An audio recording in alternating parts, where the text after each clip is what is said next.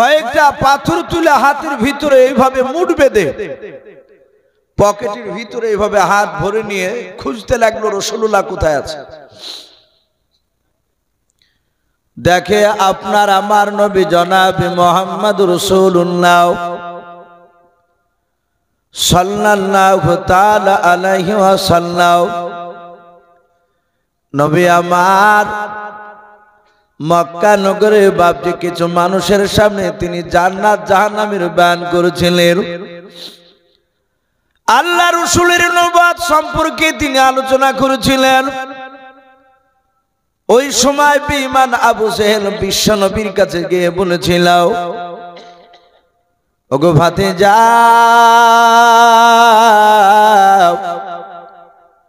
বলো বলো তুমি নাকি নবুয়তের দাবি করেছো? মনে হাও বলে, তুমি যদি নবুয়তের দাবি করো বাবা, তাহলে বলো আমার এ হাতের ভেতরে কি ভরা আছে? আল্লাহ দরদি নবী জনাবে মুহাম্মদ রাসূলুল্লাহ সাল্লাল্লাহু তাআলা আলাইহি ওয়াসাল্লাম দরদি নবী বলেন, চাচা আমার জবান দিয়ে বের করে নেবেন না, আপনার হাতে যা আছে তার কাছ থেকে আপনি সাক্ষী নেবেন বলেন। আবু জেহেল বলল, তোমার জবান থেকে না হয়ে যদি আমার হাতের ভিতরে যা আছে এতে যদি তোমাকে নবী বলে মেনে নেয়, তাহলে জানবো তুমি সত্যিকারের নবী। অনেকগুলো মানুষ ছিল, তার মধ্যে থেকে রে বাবা আল্লাহর নবী বলেন, এই পাথর আমি নবী না রাসূল সেটা তুমি সাক্ষী দাও। আবু জেহেল মোট বেঁধেছিল এভাবে রে বাবা, আর হাতের ভিতর থেকে বাপ যে পড়তে লাগলো কালেমা লা ইলাহা।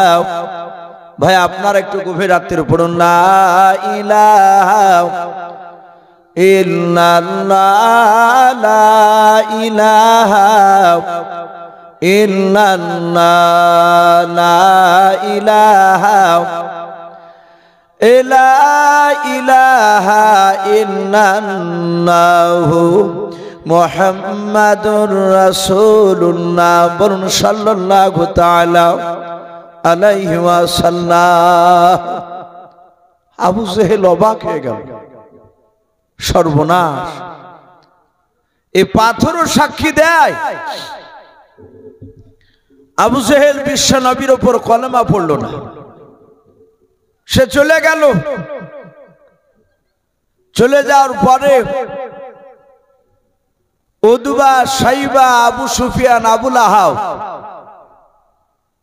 আর এই কুখ্যাত বেঈমান আবু জেহেল, এরা 5 লিডার একত্রিত হলো। কিতাবে লিখেছে যে আবুল আহাব যে লোকটা, এরা রাত্রিবেলা মিটিং করছিল। এই আবুল আহাব এ আমার বিশ্ব রাসূলুল্লাহর বাপজি আপন চাচা,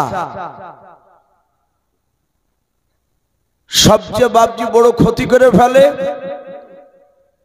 ঘরের মানুষ যদি বাপজি দুশমনি করে, বাহিরিকার লোকের সাথে বাড়ির একটা লোক গোপনে যাতায়াত করে, তাহলে বাপজি সে লোকটাকে ক্ষতি করতে খুব সহজে তার সুবিধা হবে তাকে নষ্ট করতে। আর বাড়ির যদি দুশমন না থাকে, বাহির থেকে লোক এসেও তো তাড়াতাড়ি নষ্ট করতে পারবে না, ক্ষতি করতে পারবে না। নবীজির আব্বারা টোটাল ভাই ছিল বাপজি 10টা। এই নবীজির আপন চাচা 10টাই কি রাসূলুল্লাহকে মানত? ভাই কথা বলে, সবাই মানেনি। নবীর কিছু চাচা আপন ইমানদার ছিল, নবীর জন্য জান দিতে তারা তৈরি থাকতো। নবীর আপন চাচা কয়েকটা, আর কয়েকটা চাচা রাসূলুল্লাহর বাপজি দুশমন ছিল। কিন্তু যারা দুশমন ছিল কয়েকটা চাচা, তার মধ্যে থেকে আবার একটা আবু লাহাব আলাদা ছিল। এই বেঈমান আবু লাহাব সে প্রকাশ্য নবী দুশমনি করতো, নবীর উপর ঈমান তো আনেইনি। আর নবীজের আরেকটা চাচা আবু তালিব বলে নাম ছিল, এই আবু তালিব আমরা জানি রাসূলুল্লাহর আপন চাচা। এই আবু তালিবও জাহান্নামী, সেও নবীকে মানেনি, কিন্তু নবীজির বাপজি সে বিরোধিতা করেনি। আল্লাহ রসুলকে বাপজি খুবই ভালোবাসতেন, আল্লাহর নবীকে এত ভালোবাসতেন এই আবু তালিব। কিতাবে লিখেছে আমার বিশ্ব নবীকে বাপজি আবু জেহেলরা শুধু মারবো বলেছে। এই কথাটা আবু তালিব শুনে আর সহ্য করতে পারেনি। হাদিসের কিতাবে পাওয়া যায় নবী আমার মক্কা নগরে কলেমার দাওয়াত দিছিলেন, আর আবু জেহেল, উতবা, সাইবারা এরা গিয়ে রাসূলুল্লাহকে বাপজি বাধা দিল, বলে এই ভাতিজা, আগামী কাল থেকে আর যেন আমাদের বাপ দাদা ধর্মের বিরুদ্ধে কথা বলবি না। আমার বিশ্ব রসুলকে বাপজি বারণ করলো। এমনকি আবু জেহেল গলায় ধাক্কা দিয়ে রাসূলুল্লাহকে মাটিতে ফেলে দিলেন। নবীজি বাপজি পড়ে গেলেন, আর রাসূলুল্লাহর কপালে বাপজি পাথরের আঘাত লেগে রাসূলুল্লাহর কপালটা ফেটে গেল। নবী বাড়ি চলে গেলেন, আর ওই সময় বেঈমান আবু জেহেলদের কাছে বাপজি রাসূলুল্লাহর সে আপন চাচা আবু তালিব হাজির। আবু জেহেল যেমন নেতা ছিল, আবু তালিবও বাপজি কুরাইশ বংশের বড় একজন নেতা। আবু জেহেল বিশ্ব রসুলের আপন চাচা আবু তালিবকে ডেকে বলল, ভাই আবু তালিব, তোমার সম্মানের দিকে তাকিয়ে তোমার ভাতিজাকে আমরা কিছু বলি নাই। এই আবু তালিব, তোমার ভাতিজা 14 দিন ধরে আমাদের বাপ দাদার বিরুদ্ধে কথা বলছে, সে নতুন কলেমার দাওয়াত দিচ্ছে। আগামীকাল যদি তোমার ভাতিজা কলেমার দাওয়াত দেয় তাহলে আমরা মারতে বাধ্য হব। যাহাতে মারবো বললো, আর আবু তালিবের দুই চোখে বাপজি পানি চলে আসলো। রাসূলের উপর ঈমান আনেনি, কিন্তু নবীকে খুব ভালোবাসত। আবু জেহেল বলল, আজকে রাত্রিবেলা তোমার ভাতিজাকে বারণ করবে, আশা করি তোমার বারণকে সে শুনবে। আবু তালিব বলেছিল, ওরে আমার বন্ধুরাও, মুহাম্মদ সাল্লাল্লাহু আলাইহি ওয়াসাল্লাম আমার কাছে 8 বছর থেকে 25 বছর পর্যন্ত একই সঙ্গে খাবার খেতাম। আল্লাহ রসুলকে আমি রাত্রিবেলায় বারণ করে দিব। আল্লাহর নবী জনাবে মুহাম্মদ রাসূলুল্লাহ সাল্লাল্লাহু তাআলা আলাইহি ওয়াসাল্লাম, দরুদ নবী আমার সারাদিন কলমার দাওয়াত দিয়ে বাড়িতে বাপজি এসেছেন। এদিকে আবু তালিব বেঈমান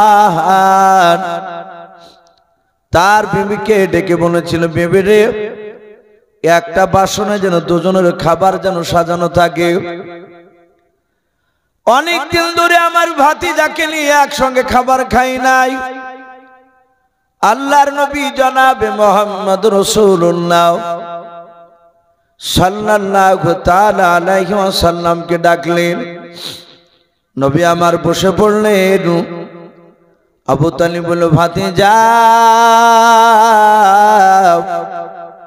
খাবারটা তুমি খেয়ে নাও রে বাবা। আল্লাহর নবী যে এইভাবে হাত জোড় করে বলেছিলেন, চাচা আপনি তো ভালোই জানেন, আপনি আর আমি দুজনাই খাবার খেতে গেলে, ওগো চাচা, আপনি আগে খাবার না খেলে আমি খাবার খাই নাই, বলুন সুবহানাল্লাহ। যাহাতে আল্লাহ রাসূল বাপজি এই কথাটা বাপজি বললেন। কাগজে কিছু লিখেছেন নাকি?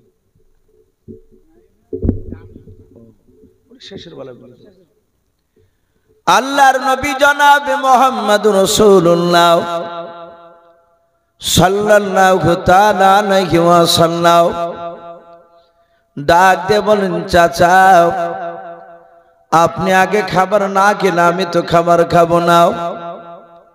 আবু তালিব মনে মনে ভেবে চলো, আবু জেহেল যে আমার ভাতিজাকে মারবো বলেছে, আগামী কালকে কলেমার দাওয়াত যদি দিতে যাই, এই কথাটা যদি আমি খাবার খাওয়ার আগে যদি বলি ভাতিজাকে, আমার মনে হয় ভাতিজা আর খাবার খাবে নাও।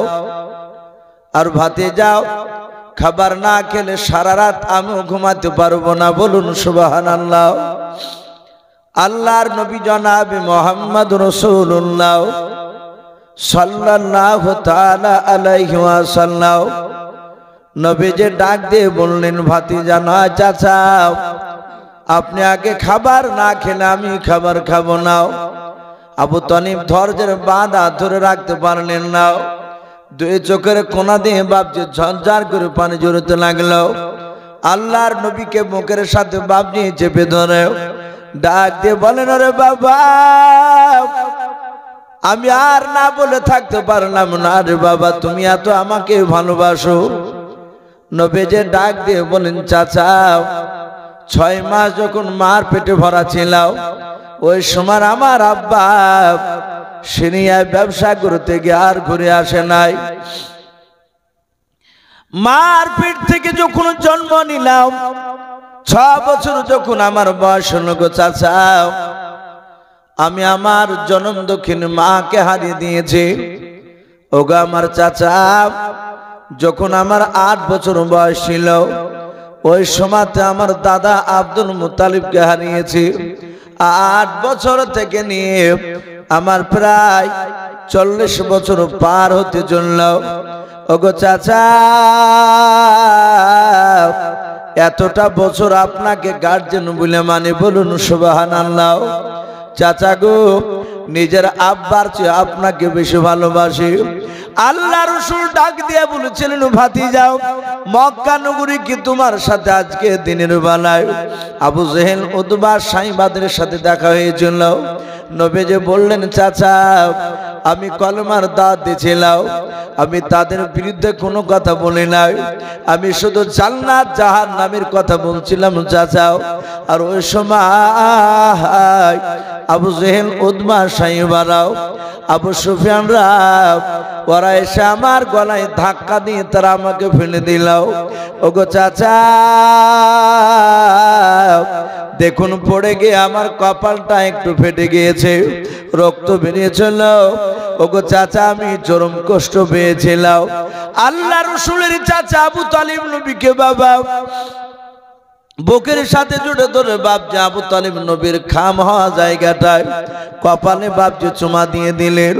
বিশ্ব নবীকে ডাক দিয়ে বলেছিলেন, ভাতিজা, আগামীকাল থেকে জনের কলমার দাওয়াত দেবা নাও, আমাদের বাপ দাদা ধর্মের বিরুদ্ধে কথা বলবা নাও।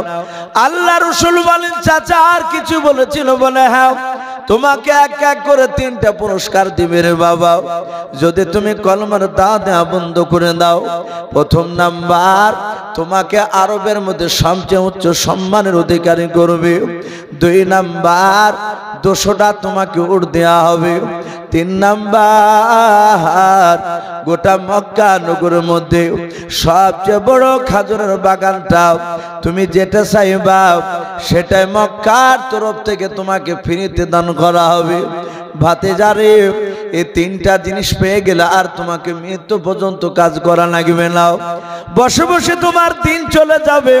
আল্লাহ রাসূল বলেন, চাচা মক্কার আবু জেহেলের লোকেরাও আর কোনো কিছু দিতে রাজি হয়েছে কি? বলে, ভাতিজা এই 3টা জিনিস তোমাকে পুরস্কার দিব বলেছিল। আল্লাহ রাসূল বলেন, চাচা খোদার কসম করে বলি চাচা শুনে নাও, আপনাকে সাক্ষী রেখে আমি আপনার ভাতিজা কথা বলি, শুধু মক্কা 3টা পুরস্কার কেন, গোটা পৃথিবীর ধন সম্পদ যদি নিয়ে এসে আমাকে দিয়ে দেয়। ওগো চাচা, শুধু ধন সম্পদ নাই, আসমান থেকে সূর্য পেড়ে নিয়ে এসে যদি আমার ডানা হাতে দিয়ে দেয়, চাঁদ পেড়ে নিয়ে এসে যদি আমার বাম হাতে দিয়ে দেয়।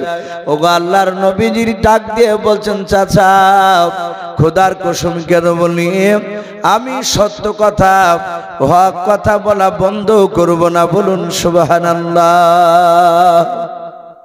আমি হক কথা বলবই।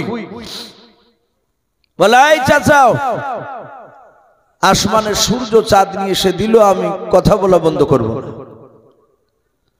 আবু তালিবের চোখ দুটো বাপজি কুখের মতো লাল হয়ে গেল, যাকে বারণ করছে শুনবে না। আবু তালিব বলেছিল, এই ভাতিজা, আমিও লাত উজ্জার কসম করে বলছি, সেই সময় মক্কার লোকেরা, কাফেররা বাপজি লাত উজ্জাকে সবচেয়ে বড় দেবতা বলে মানত। তারপরে আর একটা দেবতা মানত বাপজি হাবুলকে।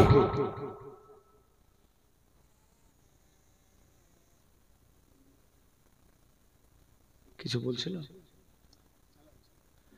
ডাক দিয়ে বলেছিল, এই ভাতিজাও, আমিও লাত উজ্জার কসম করে বলি, তুমি কথা বলা বন্ধ করবে না? বলে না। বলে আমিও তোমার চাচা, আমি তোমার সামনে কথা দিলাম। আবু তালিবের কণ্ঠে জান থাকাকালীন পর্যন্ত মক্কার কোন মানুষ তোমার শরীরে ফুলে ছিটকে ফেলতে পারবে না। বলুন সুবহানাল্লাহ। এত বড় মহব্বত করা লোকটা, সে লোকটা বাপজি জান্নাত যেতে পারেনি, সে জাহান্নামে যাবে। আবু তালিব যখন ইন্তেকাল করে, রাসূলের সেই বছরটা চরম দুঃখের বছর ছিল। এক খাদিজা ইন্তেকাল করেছে, আবু তালিব ইন্তেকাল করে গিয়েছেন আগে, খাদিজার আগে। রাসূলুল্লাহকে বাপজি কাফেররা মেরেছে। নবীজির মাথার উপরে সাহারা করার কেউ সান্ত্বনা দেওয়ার মতো লোক নেই। বিশ্বনবী চরম বাপজি ব্যথায় ব্যথিত। আবু তালিব কলেমা না পড়ল, যদি আবু তালিবকে বলতো, আবু তালিব তোমার ভাতিজাকে অমুক জায়গায় মারছে কাফেররা, আবু জেহেলের লোকেরা, তো সাথে সাথে আবু তালিব সোজা দৌড়ে যেতেন আর কাফেররা পালিয়ে যেত। রাসূলকে বুকের সাথে তুলে ধরে বলতো, তোমাকে কবি বারণ করেছি কলেমা দাও, তুমি দিও না।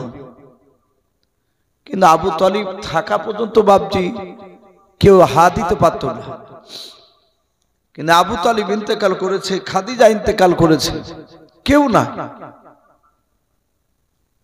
সেরাতে হালবিয়া বলে একটি কিতাব, তাতে এসেছে আল্লাহ রাসূলকে মেরেছে, নবীজির শরীর দিয়ে রক্ত ঝরছে,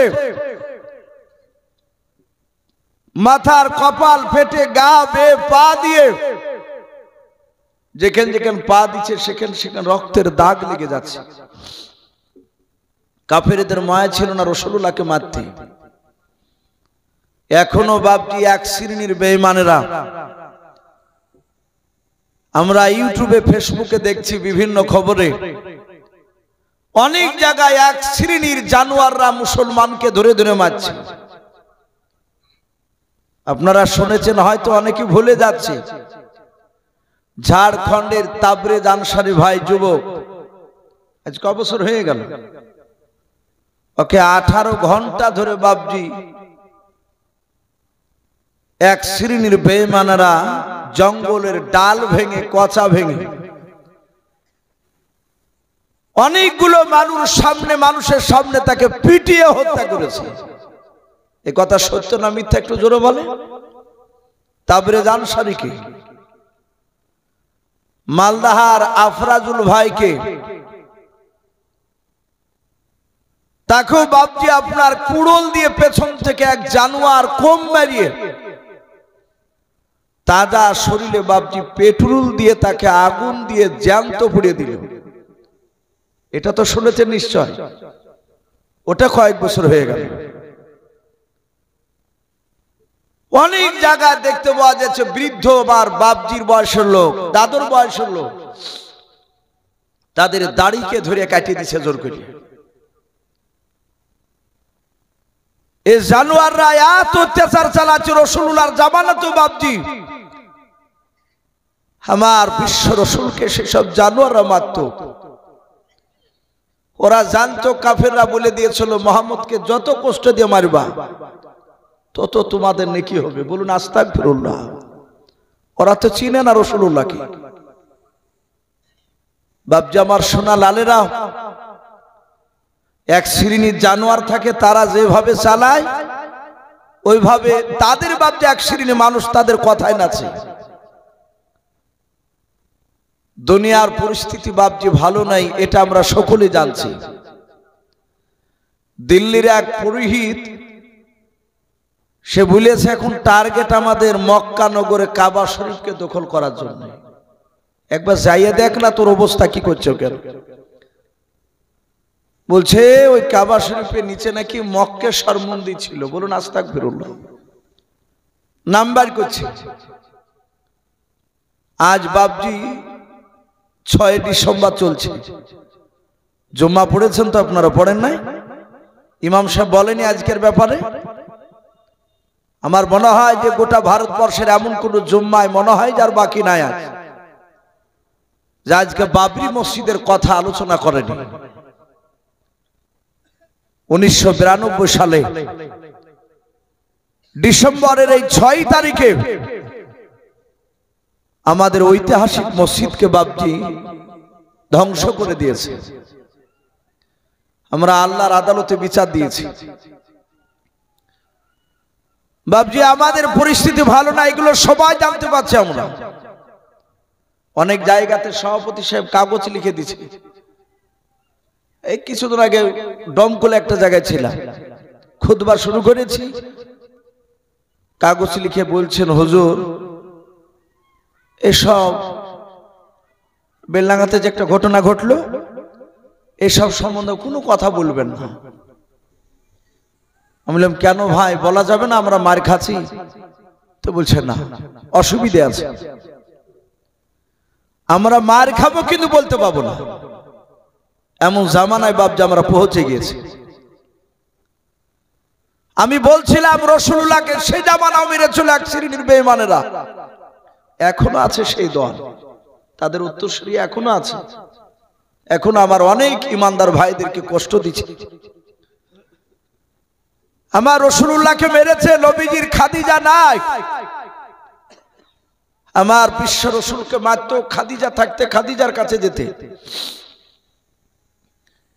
নবীজি বলতেন খাদিজা আমি তো কোনো অন্যায় করিনি, আমাকে দেখো। আবু জেহেলের লোকেরা ধরে কিল মারল, নোংরা দিয়েছে গায়ে, পাথর দিয়ে মেরেছে, জুতো দিয়ে মেরেছে।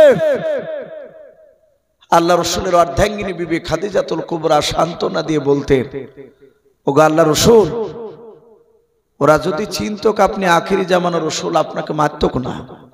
ওরা চিনে না আপনি রাসূল।